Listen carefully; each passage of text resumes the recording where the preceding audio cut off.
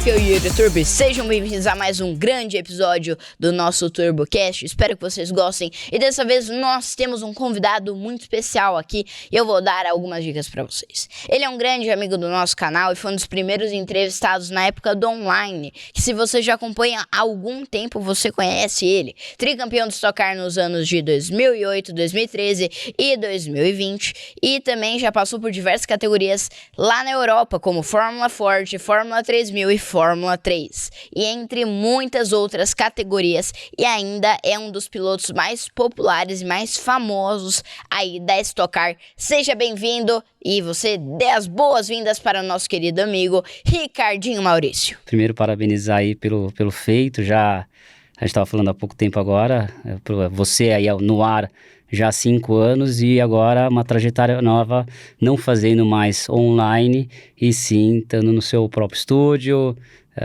crescendo a cada ano, super feliz aí pela sua motivação e por você estar dando esse espaço a mais a todos nós aí pilotos do automobilismo brasileiro. Pô, muito obrigado. E olha, antes da gente continuar, Ricardinho Maurício tem um baita currículo, eu vou falar aqui pra vocês. Ele é um dos pilotos mais vitoriosos e respeitados do automobilismo brasileiro, provavelmente um dos maiores nomes. Ele é nascido em 7 de janeiro de 79 em São Paulo. Ele começou a carreira no kart e passou por diversas categorias internacionais, incluindo a Fórmula 3, que na época era a Fórmula Ford, não é? Não, tinha a Fórmula Ford e aí Fórmula Chevrolet, Fórmula 3, isso. Inglaterra e depois Fórmula 3 inglesa. Isso, e a Fórmula 3000. É isso aí. E depois que você entrou na Stock Car, foi o seu auge, né? Tricampeonato em 2008. Aí depois veio em 2013 e aí o tricampeonato em 2020, se consolidando como um dos maiores nomes da categoria.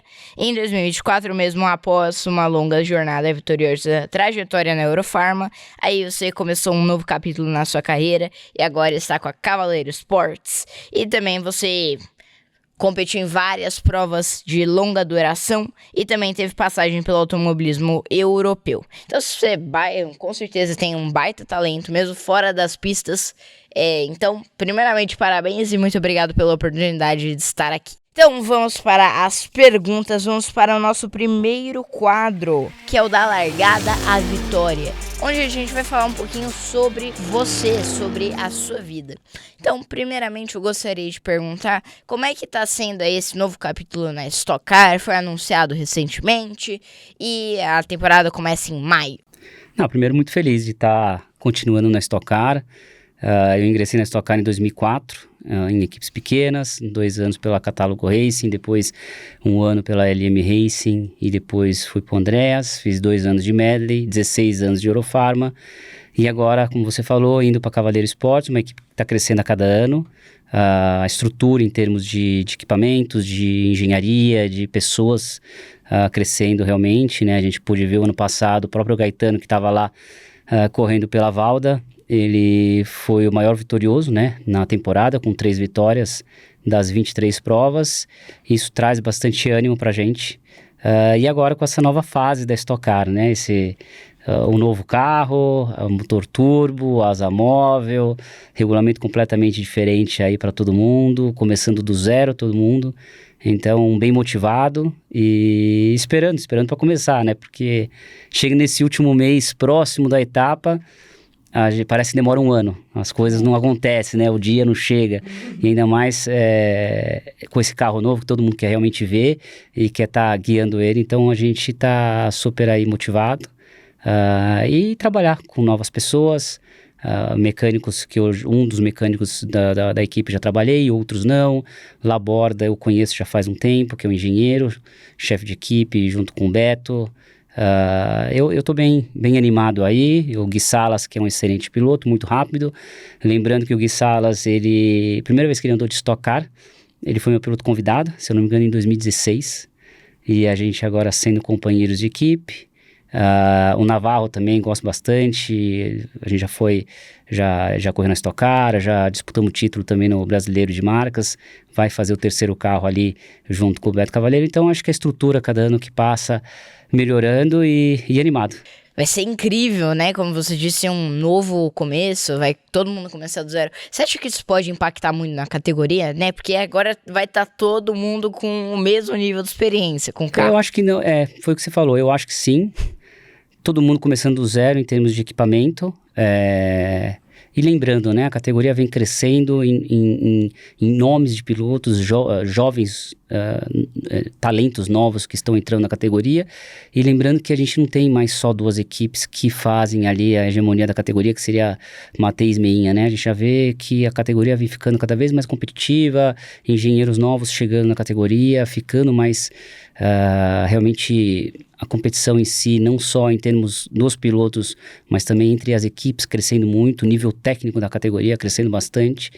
E eu acho que realmente esse 2025, com esse carro novo, vai ser uma grande virada para a categoria, muito importante para todos os nossos pilotos e equipes. E, poxa, o pessoal vai com certeza dar o melhor de si ali e vai ser um ano com certeza muito acirrado. Eu acredito que será um ano bem acirrado aí, várias vitórias de vários pilotos diferentes, como a gente tem visto aí nos últimos anos, mas começando todo mundo do zero. Então, aprendendo a lidar com um carro novo, um carro com mais aerodinâmica, um carro mais leve, muito provável que a gente vai usar muito menos sistema de freio, né? A gente vai estar com um carro, parte aerodinâmica muito melhor, mais leve, então essa defasagem durante a prova, um carro que tenha uma queda de performance do meio para o final da prova vai ser menor.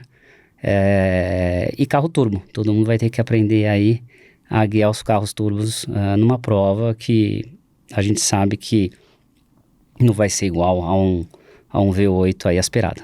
Como começou a sua paixão pelo automobilismo? Cara, eu comecei em 1989. Meu pai passou uma vez ali na Giovanni Gronchi e tinha uma escola de pilotagem. Aí colocou eu e meu irmão pra gente fazer essa escola de pilotagem. Ele tinha uma categoria, que era o Keco Pat. Ele tinha uma categoria chamada Microkart. Aí eu comecei a fazer algumas corridas de kart e dali surgiu a paixão. Sempre gostei muito de carro, sempre assisti muito Fórmula 1, mas foi meio que do acaso. Não tenho ninguém na minha família que vem do automobilismo. Não, foi realmente uma coisa que aconteceu. Passou ali na Giovanni e dali tudo aconteceu. Que, se eu não me engano, naquele ponto ali na Giovanni, se eu não me engano, onde tem aquele play tênis. Se eu não me engano, era lá que tinha esse curso de pilotagem. E pra você, como é que foi aí a sua visão, né? Desde o kart, aí passando pela Fórmula 3000, como é que foi aí? Comecei no kart em 89, fiquei até 94. Eu não fui, assim, não fiz muito tempo de kart, foram 5 anos e meio. Fui bicampeão paulista, vice-sul-americano, terceiro pan-americano. Fiz um ano na Itália, fui vice-campeão ali na Itália. E daí, em 95, eu voltei para o Brasil, fiz Fórmula Ford no Brasil com 16 anos, fui campeão. No primeiro ano que eu competi, com 16 já fui para a Europa. Aí fiquei 9 anos na Europa, desde Fórmula Chevrolet inglesa, a Fórmula 3 inglesa e espanhola e a Fórmula 3000, que hoje é a conhecida Fórmula 2. Aí fui para lá, fiquei na academia da Red Bull durante 3 anos e meio, quase 4 anos. Aí voltei para o Brasil e daí foi quando eu ingressei na Stock Car, que a gente fala, né, poxa, naquela época, sei lá, em final de 90 e pouco, começo de 2000 ali, eram muito poucos pilotos que viviam do automobilismo e hoje a categoria Stock Car proporciona isso, né? Proporciona uma longevidade aí a todos os pilotos aí brasileiros que infelizmente não têm a condição financeira de tentar chegar até pelo menos uma Fórmula 2 e sim tentar ingressar para uma Fórmula 1. Então, assim, é super bacana que o automobilismo brasileiro, a Stock Car, tá colocando, fazendo com que nós pilotos conseguimos aí manter como carreira e viver disso. Baita carreira!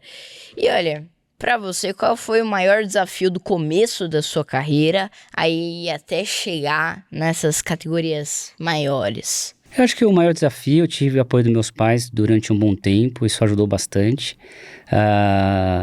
Sempre me apoiaram muito, isso que eu acho que também a gente tem que lembrar disso. Mas é a parte financeira, a parte de patrocínio, é um esporte muito caro. E hoje, com as visibilidades que a gente tem, se tornam um pouco mais acessíveis, mas lá atrás era muito difícil de você arrumar patrocínio, né? De você realmente conseguir ingressar lá fora para viver do automobilismo. Qual foi o momento que você percebeu que você iria viver disso, né? Que você iria viver do Foi tudo meio automobilismo? automático. Dizer que, assim, lógico que eu gostaria que tudo isso tivesse realmente acontecido e esteja acontecendo ainda, mas foi muito automático, né? Quando eu voltei da Fórmula 3000, nem tinha ideia que eu teria um espaço na Stock Car, que a Stock Car iria se tornar a categoria que é hoje. Foi tudo muito... foi acontecendo. E daí você vai se dedicando, você vai correndo atrás para realmente isso se perpetuar, né? Ter continuidade. Mas como é que foi esse momento que você ingressou na Stock Car? Na verdade, foi uma oportunidade que me deram. Eu regressei no Brasil porque realmente eu não tinha mais continuidade na Europa. Eu tinha chego já na Fórmula 3000, já estava lá há 3 anos e meio, que é mais ou menos, no máximo, o pessoal fica de 3 a 4 anos numa Fórmula 2, numa Fórmula 3000. E estava retornando para o Brasil porque já estava a garotada nova entrando, não tinha parte financeira para subir ou para uma Fórmula Indy ou para uma Fórmula 1. E daí foi quando eu tive essa oportunidade que me deram um treino para fazer. Na verdade, eu só ia fazer o treino coletivo da pré-temporada de 2004, que foi lá em Curitiba. E comecei a andar super bem no treino. Aí o dono do carro, que era o dono da equipe, ele falou, não, você vai fazer essa primeira corrida. Aí acabei largando bem, eu cheguei na corrida, na verdade cheguei fisicamente em 5º lugar, mas eu herdei a 3ª posição porque 2 carros foram desclassificados. Então assim, essa 3ª posição que eu herdei, minha primeira corrida de Stock Car já... Foi uma das coisas que acabou me ajudando bastante a crescer com equipes fortes e subir para outras equipes com mais estrutura e poder ser um piloto realmente profissional, assalariado e viver do automobilismo. E pra você, quais foram os momentos mais marcantes aí dos seus 3 títulos de Stock? Cada um tem seu valor. O primeiro título sempre é o que você fica mais ansioso, que você espera que chegue. Então te dá um pouco mais de nervosismo. O segundo título super especial também, tinha 4, 5 pilotos disputando o título. Todos eles foram especiais. Mas eu acho que assim, 2020, pandemia, um ano bem triste para todos aí. A gente nem sabia se realmente ia ter a categoria ou não. E a gente vivendo do automobilismo, tendo que fazer o nosso trabalho, indo para as provas realmente só com as equipes, a gente não tinha público, os boxes reduzidos em pessoas, pessoal de máscara, cada semana era uma notícia triste. E aquele ano foi um pouco difícil, acho, para todo mundo, né? Que foi meu 3º título. Então, mas todos eles têm um gosto especial, são memórias. E eu acho que toda a trajetória, né? Porque para você chegar num título, a gente não tem que pensar só naquele momento do título, e sim de tudo que aconteceu antes daquele título, né? O título é feito de 12 etapas, isso em 2008 e 2013. A partir de 14 a gente começou a ter 24 corridas no final de semana. Então, são 12 finais de semana de corrida, que existe uma preparação, você depende do carro, você depende da positividade, da confiança do piloto, do chefe de equipe, da estrutura dos mecânicos, de todo mundo tá confiante, tá animado e motivado, e é trabalho, ano a ano, né? Tem anos que vão muito bem, tem anos que vão mais ou menos, tem anos que não vão tão bem, mas é trabalhar, correr atrás, e eu acho que tudo que a gente conquista na nossa carreira, todos os passos que aconteceram são super importantes aí para a gente ter o nosso crescimento. Verdade, falando de crescimento, você correu bastante nas 1000 milhas. Foi uma baita aí corrida. Algumas corridas você fez. Pode contar um pouquinho da sua história aí nas 1000 milhas? Eu comecei, na verdade, a primeira vez que eu andei de turismo foi nas 1000 milhas, quando o Denner me deu a oportunidade. Eu vou chutar, mas eu não sei se foi 2002 ou 2003. Foi minha primeira aparição nas 1000 milhas. Acho que acabou em 2º lugar. A gente teve um problema, a gente estava disputando a vitória, a gente teve um problema no macaco hidráulico que quebrou, então a gente perdeu 2 voltas para trocar ele. E foi de cara, a primeira vez que eu corri num carro de turismo foi num Porsche, nem foi no Stock Car. E daí foi meu primeiro contato realmente com um carro rápido de turismo, foi em Interlagos. Eu fiz, acho que 2003, 2005, 2006, aí eu voltei a fazer 1.000 milhas em 2023, 23. Em GT4, daí esse ano a gente fomos vice, o ano passado ganhamos.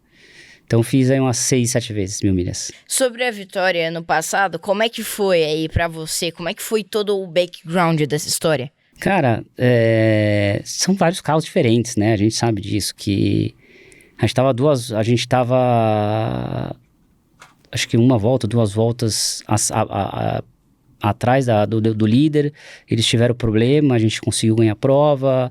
É tudo muito dinâmico. Você vai descansar, né? É uma corrida de praticamente 12 horas. Você às vezes está em segundo lugar, você vai descansar, você está liderando, ou vice-versa. É muito dinâmico durante 12 horas de prova, seus companheiros de equipe, as estratégias diferentes entre as equipes. Mas foi muito bacana. Eu gosto bastante das 1.000 milhas que mescla muito desde o carro mais lento ao carro mais rápido. É uma corrida mentalmente muito difícil, porque a diferença de velocidade dos carros é grande. Então, assim, a atenção, o foco precisa ser realmente desdobrado ali. E é isso. Só termina a bandeirada. Pô, e o que você acha aí de ter, tipo, Porsche correndo contra Fusca na mesma... Cara, é difícil para os dois lados, eu acho. Pro Fusca, que cada 2, 3 voltas a gente tá ultrapassando, e pra gente que a gente nunca sabe. O grande problema de corridas de endurance, com a grande diferença de carros, é que às vezes tem um piloto mais experiente naquele carro, que ele dá mais passagem, tá olhando mais retrovisor. Aí depois entra um outro piloto que ele tem menos experiência, às vezes ele não tá olhando tanto o retrovisor, ele tá mais tenso no volante, guiando, mais cansado. Então, assim, as ultrapassagens que a gente acaba fazendo em cima dos carros mais lentos, a gente tem que ter muita segurança que a gente vai ter aquele espaço naquele momento, entendeu? Então, assim, às vezes você fala, não, aquele cara lá, aquele cara é gente boa, aquele cara sempre tá olhando o retrovisor. Mas pode ser que o companheiro dele de equipe esteja andando no carro e você vai tentar ultrapassar e ele fecha, porque ele infelizmente acabou não vendo que o Porsche chegou tão rápido, e aí pode sim ocasionar algum acidente. Então, assim, a dinâmica da prova é intensa a cada curva, assim. Realmente é bem intensa. É uma baita corrida, é bem realmente complicado. E assim, você correu tantas vezes, e você teve essa pequena pausa. Qual foi a maior diferença que você viu de quando você, né, antes de você parar até você retornar às 1.000 milhas? Não, sempre muito parecido. É só realmente a diferença dos carros foram crescendo. As 1.000 milhas sempre foi esse estilo de corrida que mesclava todos os tipos de carro, só que os carros eram um pouco mais lentos. Lá no passado, né, um Porsche GT3, ele virava lá, sei lá, vou chutar, 3, 4, 5 segundos mais lento. E os carros mais rápidos foram evoluindo. Então, só acabou tornando um pouco mais difícil, mas o evento vem crescendo a cada ano, então a facilidade de ultrapassagem é maior, porque você tem mais iluminação, a estrutura é melhor, tudo foi mudando, tudo foi se adaptando. Antigamente não tinha tanta iluminação numa 1.000 milhas em 2003, 2004, entendeu? Era bem escuro. Então, a parte de iluminação dos carros melhoraram muito, do autódromo melhorou bastante, então isso daí acaba te ajudando, facilitando um pouco. Qual a história mais interessante que você teve aí durante as 1.000 milhas? Mais interessante foi quando o Marcel chegou um GT4, chegou na semana da corrida, a gente nem estava inscrito. Aí o Gris me liga e fala, você topa fazer o milhas? Eu falei, topo. Então fica esperto no final de semana, foi na semana da corrida. Aí no sábado, isso o pessoal já treinando tudo, aí no sábado, acho que foi, se eu não me engano, foi 2022 isso, 21 ou 22. Aí no sábado, o Grise, que é o chefe de equipe, engenheiro, me chamou de 1h da tarde e falou, a gente tá preparando as coisas aqui, a gente não sabe se vai conseguir colocar o carro na pista, mas se prepara para estar na pista umas 8 horas da noite, que 9 horas a gente faz o warm-up, já tinha perdido a classificação já. A gente só ia fazer o warm-up, o carro estava com todas as fitas, ele tinha 50 km, que é a quilometragem que a própria fábrica faz lá na Alemanha para ver se está tudo funcionando. Então o carro estava com todos os plásticos, desembarcou ali, conseguiram os pneus para fazer as 1.000 milhas, a gente ficou lá num cantinho lá, arrumaram no autódromo e fomos direto pra corrida. E a gente foi em segundo lugar na geral. Uma GT4 e segundo na geral? Sim, foi super legal. Ah, não, isso daí é pra ter orgulho Sim, mesmo. foi muito legal. Foi uma corrida bem diferente pra gente, assim. Você contou também que durante a sua passagem na Europa, você foi em várias categorias. Você pode contar um pouquinho sobre as suas histórias aí na Europa? Sim, eu corri na Fórmula Chevrolet, foi meu primeiro ano na Europa. Carta de motorista, a primeira carta motorista que eu fiz foi na Inglaterra, com 17 anos. Morei com 17 anos na Inglaterra, fiz carta, tudo certinho. A gente dirige do lado esquerdo, né, nas avenidas, nas ruas, do lado direito do carro. Fiz a Fórmula Chevrolet, que chama Fórmula Vauxhall. Corri ali contra Peter Dunbar, que é um piloto super renomado, inglês. Justin Wilson, que infelizmente faleceu na Fórmula Indy, alguns outros pilotos. Fui terceiro no campeonato. Logo em seguida fiz Fórmula 3 inglesa. Fiz durante 2 anos Fórmula 3 inglesa. Logo mais fui para a Fórmula 3000. Fui piloto da Red Bull Junior Team, do Helmut Marko. Não existia ainda equipe de Fórmula 1. Eles só patrocinavam as equipes de Fórmula 1, que era a Sauber e a Arrows, logo depois. E depois eu fiz 1 ano de Fórmula 3 na Espanha e retornei para o Brasil, assim. Foram 9 anos que eu morei na Europa. E diferente, né, do que é hoje em dia, porque acesso à internet, era tudo, no máximo, você nem sabe o que é ICQ. Você sabe o que é ICQ? MSN? Era um aplicativo que a gente tinha no computador, que a gente tinha como se fosse a gente estivesse no WhatsApp conversando, só que tinha que entrar pelo computador para conversar com os amigos, com a família e tudo mais. E telefone, a gente não tinha essa acessibilidade que a gente tem hoje em dia.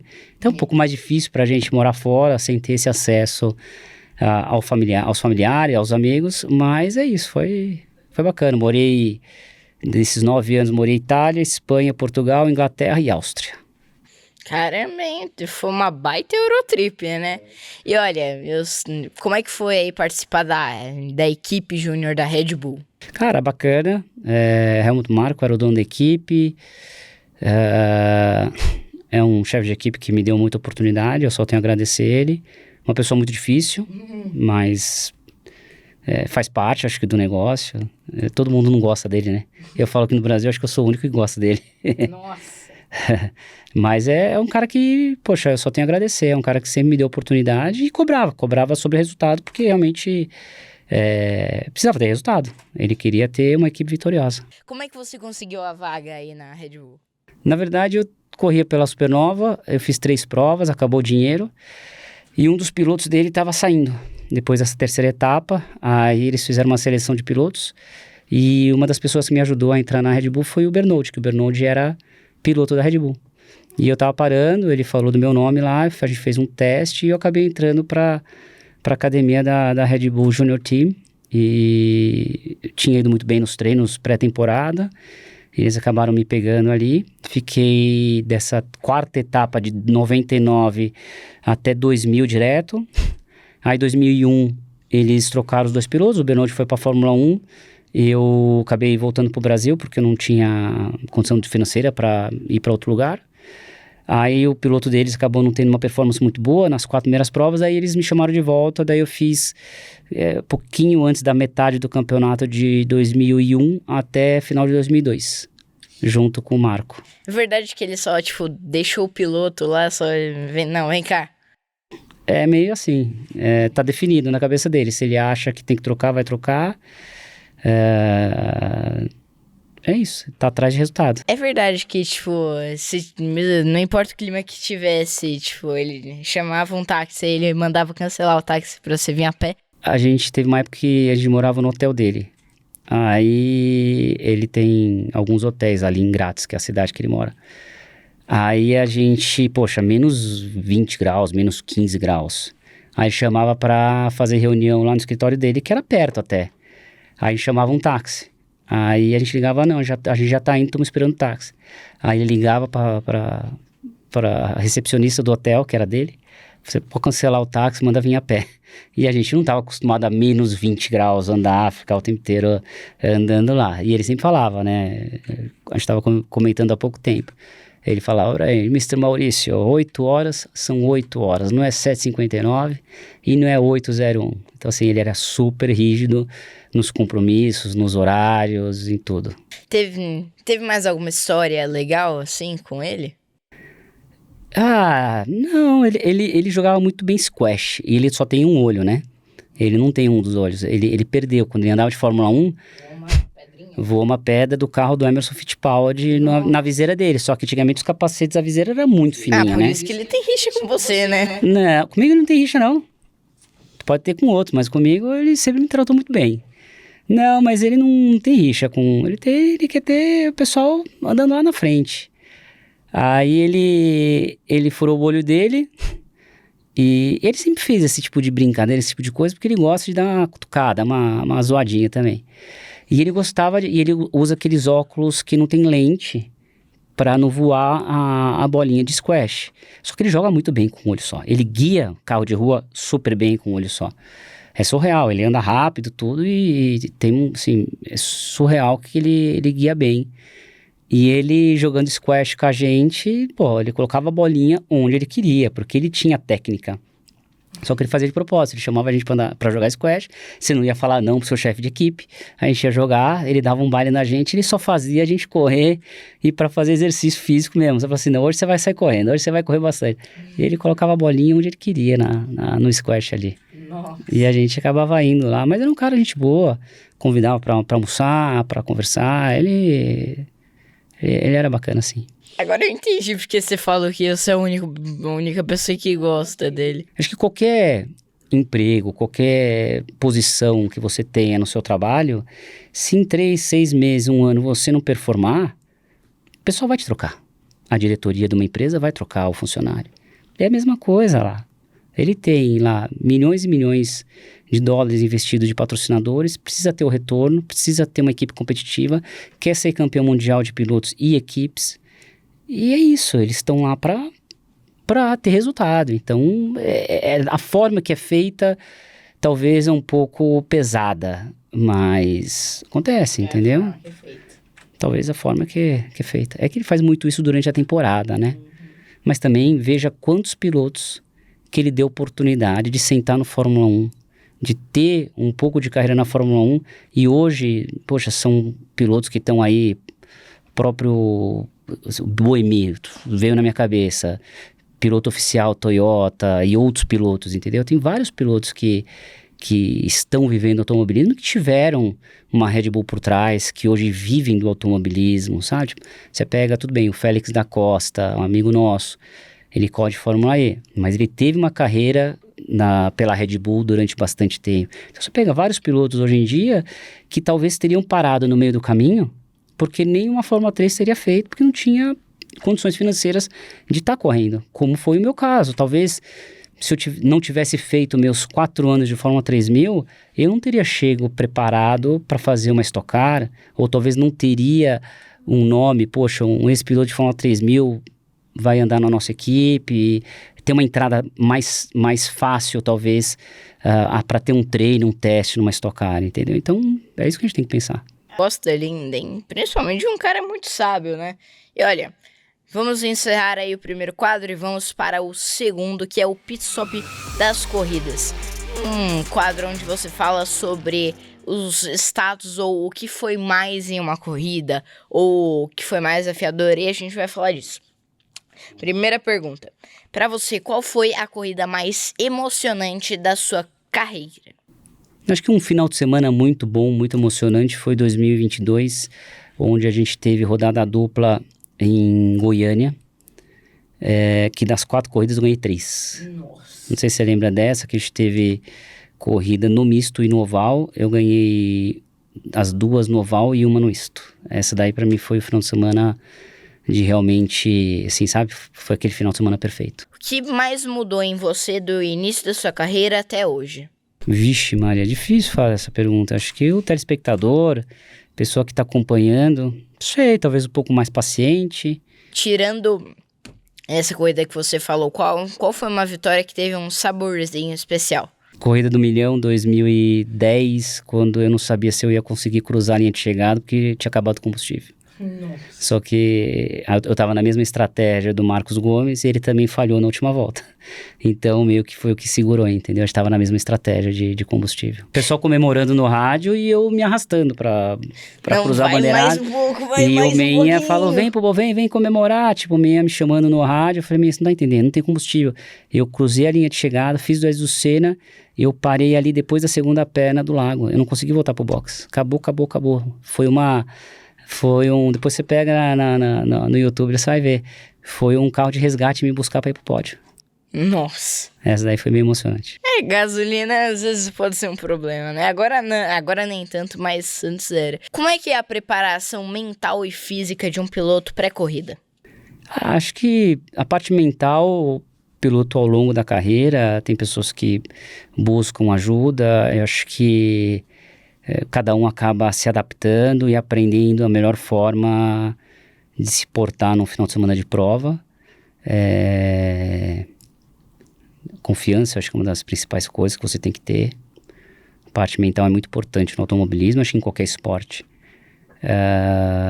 E a parte física, o Stock Car é um carro muito, muito quente. Então, falando que o carro novo é menos quente, ele é mais acessível, mas a parte cardiovascular, né, a parte física é super importante. Então, eu foco bastante, para quem me acompanha sabe, eu pedalo bastante, eu gosto de pedalar. E é isso, tem que estar tudo em ordem, tem que estar, ainda mais vindo essa molecada nova, tem que estar bem preparado. E assim, você tem algum hábito antes das corridas de fazer assim, tipo, sei lá, escutar música ou que os pilotos têm mais superstição, né? Vem com uma camiseta igual, alguma Não, coisa eu assim. fico um pouco quieto no meu canto, eu não gosto de muita bagunça, assim. Fico um pouco quieto no meu canto ali, mas nada demais, assim. Tento passar bastante coisas que podem acontecer. A gente lida com muita estratégia, né, nas provas. Então, a gente tenta simular algumas estratégias diferentes durante a prova. Lógico que a gente tenta seguir a que a gente escreve no papel lá e fala, bom, vamos seguir essa estratégia, mas tudo muda durante 1 ou 2 voltas, tudo pode acontecer. Então, a gente tem que estar sempre preparado, e acho que é isso, na hora do calor da emoção ali, tem que estar as coisas meio que já fixadas na cabeça para ficar uma coisa mais natural. Realmente acho você um piloto muito interessante, assim, que tem de tudo, tem muitas histórias sobre você é um baita piloto. E falando nisso, eu queria saber, como é que foi a evolução da Stock Car desde que você entrou na categoria? Foi crescendo a cada ano, eu postei até uma foto faz pouco tempo, era câmbio sequencial, com alavanca, embreagem, a gente não tinha telemetria, não tinha câmera on-board, era realmente raiz naquela época. E tudo foi melhorando, né? Veio a leva do carro novo, que entrou em 2009, depois a gente teve pedal shift, as carrocerias dos carros foram mudando a cada ano, regulamentos também, em termos de altura. Antigamente a gente podia mexer em amortecedor, podia testar mola, depois virou uma marca só, uma monomarca de amortecedor e uma mola única em termos de libras para todo mundo. Então teve bastante evolução a categoria. E a cada ano que ia passando, eles iam tentando dificultar para que o grid ficasse mais próximo, tivesse mais competitividade. A gente já teve push to pass que a gente podia usar em classificação, a gente... o Q3, né, os 6 primeiros colocados largando nas 6 primeiras posições da classificação, eram obrigados a largar com o pneu da classificação, que era um pneu mais velho, para ter uma desvantagem. Aí depois veio o laço de sucesso. E teve muita coisa que rolou durante todas essas temporadas aí, que você tem que se adaptando a cada ano. Então... E agora vai mudar tudo de novo ainda. Regulamento a gente nem sabe ainda. Vai sair com certeza na semana da corrida aí, pessoal, ninguém vai estar preparado. Vai ter que estudar tudinho rápido. Tá bastante ali na semana da corrida. Você é um piloto... honestamente veterano, aí você tá com a categoria há muitos anos. Sim. E assim, como é que você viu aí todos esses anos se passarem? Você contou que a categoria sempre quis que ficasse cada vez mais próximo, mas pra você, o que foi a melhoria ou a mudança mais, a maior que teve? Eu acho que agora esse ano com esse carro novo, carro turbo, asa móvel, carro completamente saindo do zero, Acho que a maior mudança que eu tô vendo nessa Stock Car desses 21 anos que eu tô na categoria é essa. É realmente essa troca de carro, que vai ser com certeza algo muito bacana aí ao longo das próximas gerações, temporadas aí. Realmente um carro bem diferente. Te motiva a continuar acelerando aí, mesmo com tanta experiência, né? Mesmo sendo um piloto muito sábio. Eu não me vejo fora, por enquanto, do automobilismo. Eu acho que o momento que a gente parar de ter aquele friozinho na barriga, nas largadas, que todo mundo vai ter, aí eu acho que Hora de dar uma tá na parada. tá na hora de parar de correr. Mas não, eu tô motivado e eu espero continuar aí por um bom, longo tempo ainda na categoria, na Stock Car e no automobilismo brasileiro. Como é que você continua competitivo depois de, aí, honestamente, tantos anos?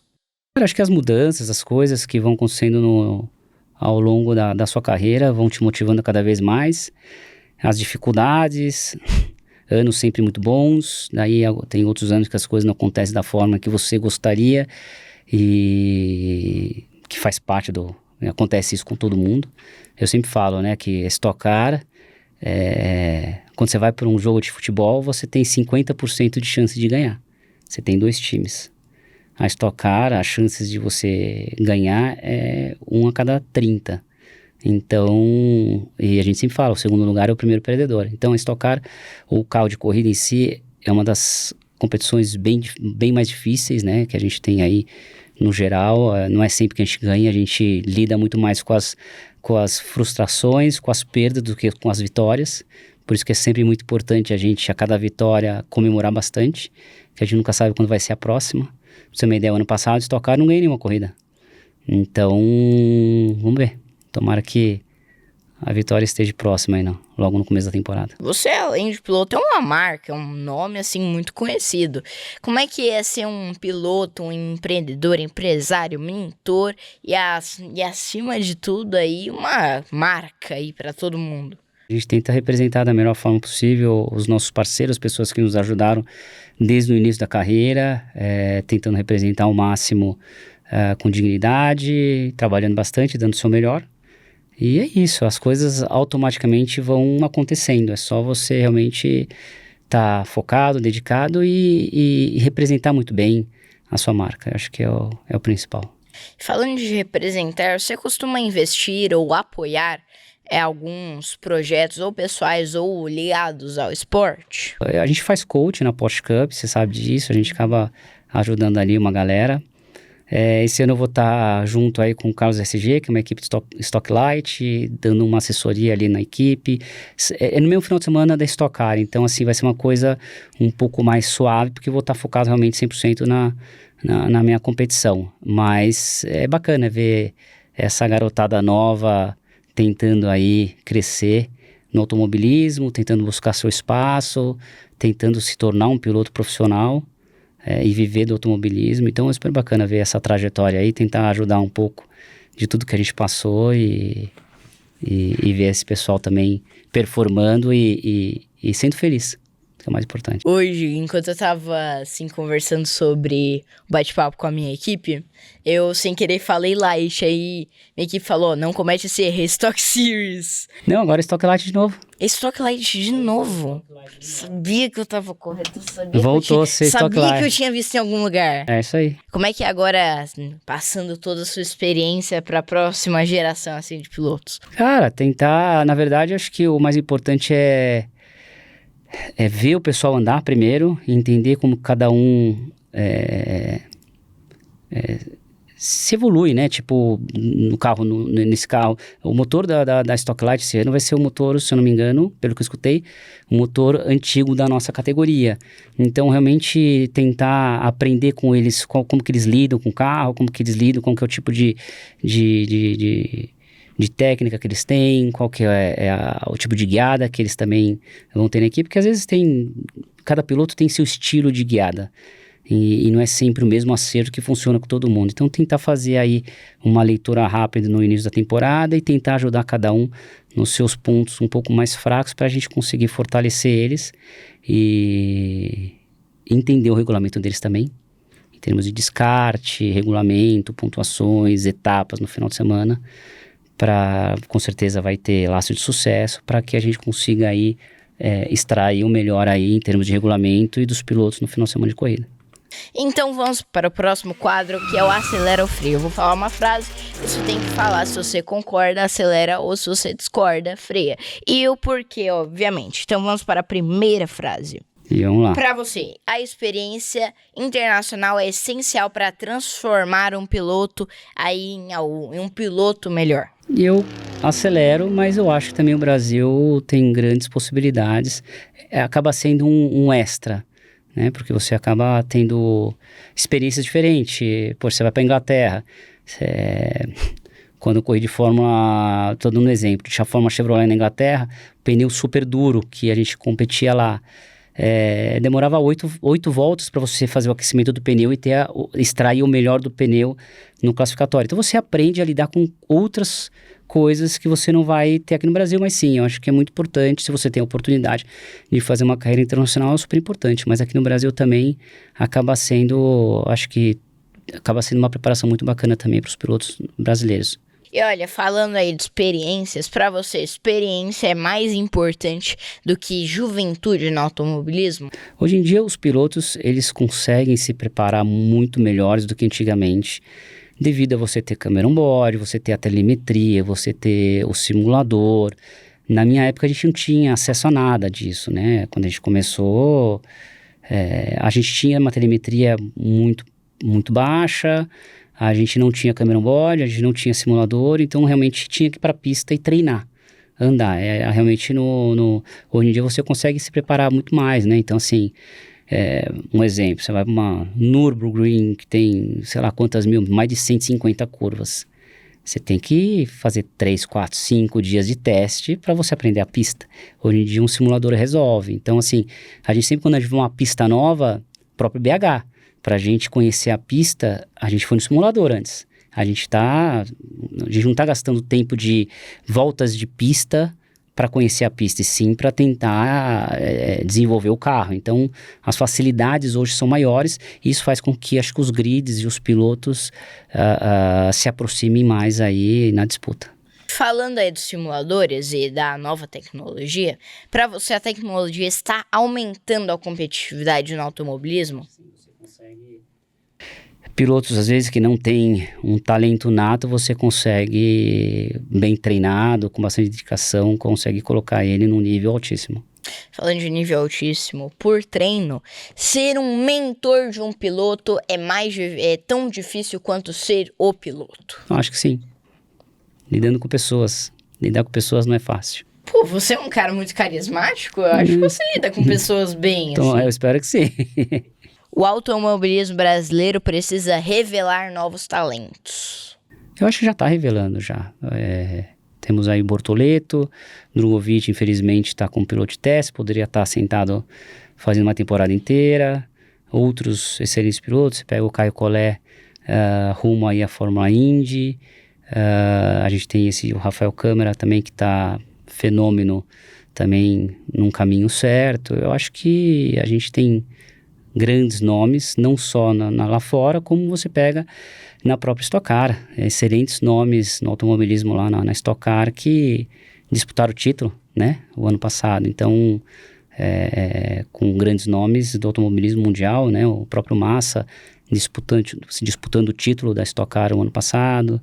Você pega o próprio Casagrande, tricampeão da categoria com 30 anos de idade. Eu acho que é o tricampeão mais jovem da história da Stock Car. Então a gente tem grandes nomes no automobilismo, excelentes nomes. Você pega aí o Gama entrando na categoria, o próprio Mugiati, campeão da Light, subindo, fez uma excelente temporada no ano passado.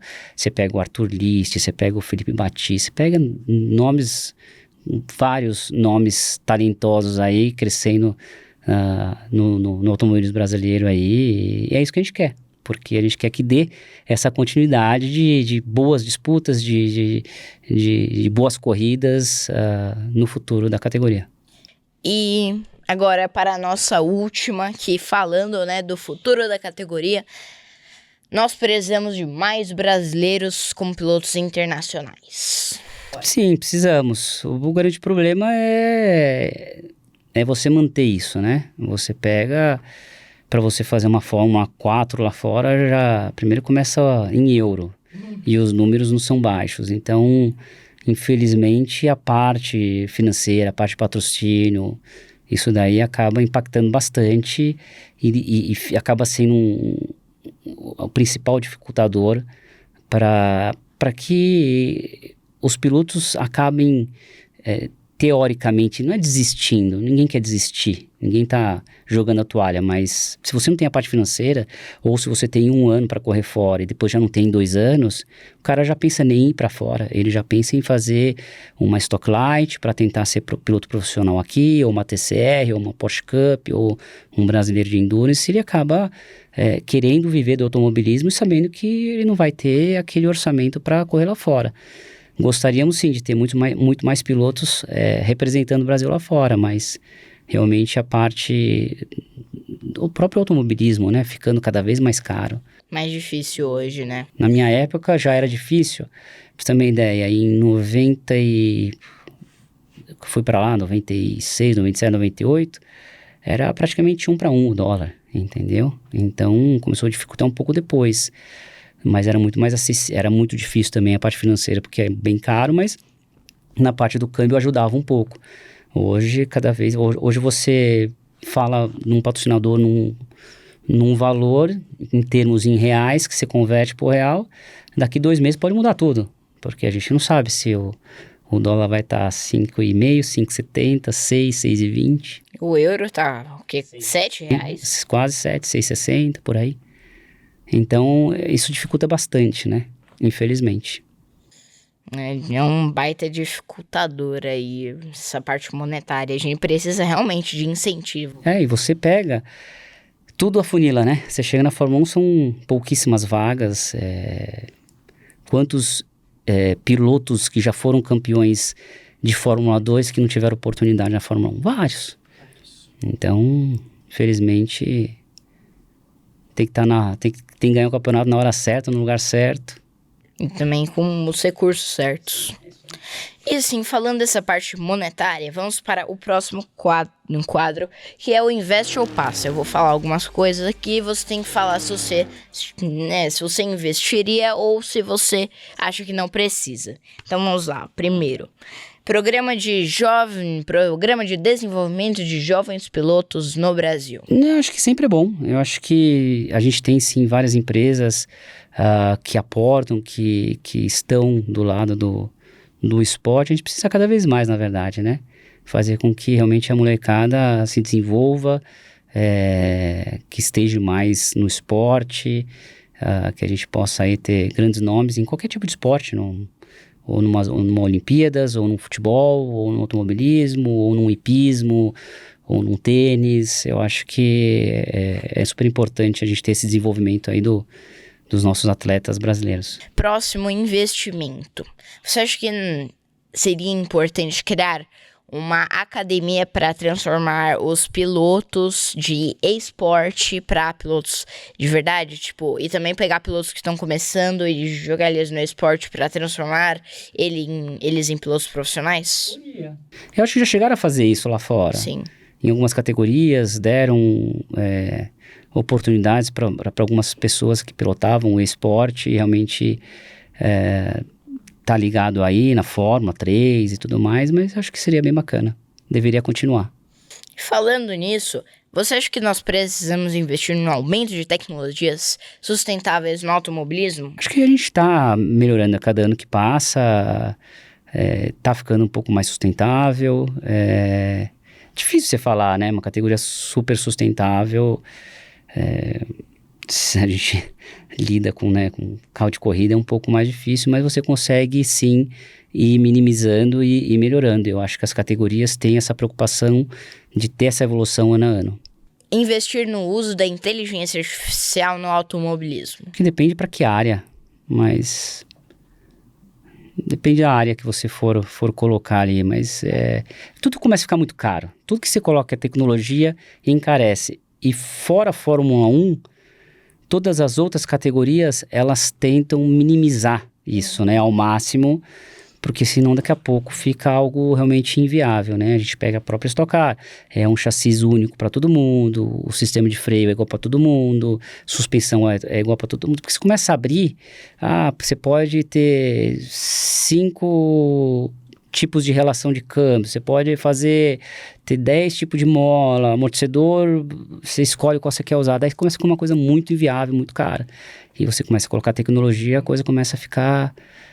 realmente passa um pouco do limite. Vai na análise de desempenho dos pilotos. Então, tipo, acontece um acidente, você não precisa ficar, tipo, revisando a filmagem. Tem uma inteligência artificial que faz isso. Você acha que seria útil? Estudar acidentes que aconteceram para evitar novos acidentes ou até análises para que a gente tenha uma segurança maior nos carros, acho super válido. Criação de equipes 100% brasileiras em esportes em categorias internacionais, né? Como a Indy, Fórmula 1, WEC e Fórmula E. Poderíamos ter. Poderíamos? Sim, gostaria muito. Expandir a área dos pilotos para outras áreas do esporte a motor. Então, tem um piloto já crescido no kart, tipo, expandir a área dele. Então, tipo, jogar ele na Stock ou em outras categorias de turismo. Uma troca. Isso, que é de pra... experiências. Acho que seria super legal. Acho que seria legal, sim. Acho que seria bem... ia agregar bastante em conhecimentos gerais. Programas intercontinentais para intercâmbio de pilotos. Bacana também. Você tem boas perguntas. Obrigado. Boas ideias. Interessante, né? Porque lá de fora, pra vir correr no Brasil, não é tão difícil, mas daqui pra ir pra lá o intercâmbio acaba mais... tendo um pouco, né? Brasil, Argentina, a gente teve corridas de convidados. Mas tipo, imagina assim, uma equipe quer trazer um piloto aqui pro Brasil pra ele ver como é que funciona as pistas mais tradicionais, né? Porque aqui é a casa do automobilismo raiz. E eles querem pegar um piloto aqui do Brasil pra ele ver como é que funciona o automobilismo internacional. Então aí é fazer essa troca. Aí tipo, ele vê como é que é uma corrida. E sim. Tipo, por conta da casa. Então criar esse programa. Seria legal. Seria diferente. Os governos. Mas eu acho que teria que ter um carro específico para isso, tipo um carro de convidados, que existisse essa troca esse intercâmbio, vai? Então, Stock Car teria, sei lá, 1 ou 2 carros que faria com, sei lá, você pega uma NASCAR nos Estados Unidos, você pega uma DTM, você pega, tô chutando, uma Super GT no Japão, daí você pega a australiana, a Supercar, e ali eles conseguissem colocar um piloto uma vez para andar no NASCAR, o outro para andar aqui, e fazer realmente um intercâmbio. Não só internacional, mas também entre categorias. Porque aí você garante que não atrapalha a competição do campeonato dos outros, mas todo mundo tem a mesma experiência. Isso daí eu acho bem legal. Deu pra adaptar legal. Vamos montar esse negócio, esse esquema aí. Aqui chegamos, infelizmente, ao final para o nosso último... Mas tô feliz, sabe por quê? Porque você começou a sua carreira com o podcast há 5 anos atrás. E alguns dias. E hoje, na nossa gravação, coisa de... Foi, acho, meio mês que a gente fez a gravação. É verdade. Depois de 5 anos, parabéns Obrigado. Pela sua evolução. Parabéns pelos patrocinadores que também te apoiam aí, que confiam no seu trabalho. E você crescendo, bacana, super legal.